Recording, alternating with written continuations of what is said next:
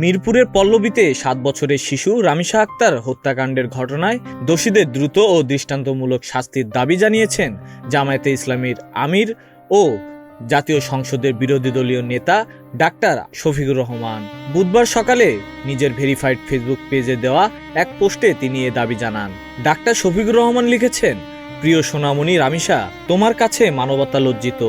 তুমি নিষ্পাপ ছিলে, স্বপ্ন ছিল তোমার পরিবারকে ঘিরে। তিনি আরও লেখেন, শিশুটির মৃত্যু নৃশংস ও অমানবিক এক ঘটনার শিকার। তিনি দ্রুত বিচার নিশ্চিত করার আহ্বান জানিয়ে বলেন, এই নৃশংস হত্যাকাণ্ডের সঙ্গে জড়িতদের অতি দ্রুত সর্বোচ্চ শাস্তি দেখতে চান তিনি। পাশাপাশি নিহত শিশুর আত্মার মাগফিরাত কামনা করেন এবং শোক সন্তপ্ত পরিবারের প্রতি সমবেদনা জানান।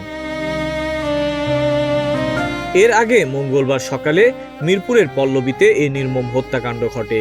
পুলিশ জানিয়েছে, নিহত রামিসা স্থানীয় পপুলার মডেল স্কুলের ২য় শ্রেণীর শিক্ষার্থী ছিল।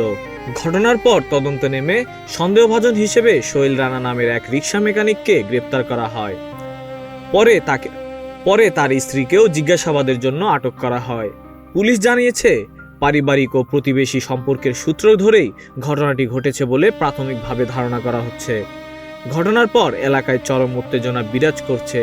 পুলিশ বলছে, পুরো ঘটনার রহস্য উদ্ঘাটন তদন্ত চলছে এবং দ্রুত চার্জশিট দেওয়া হবে। Desk report, news flash 71।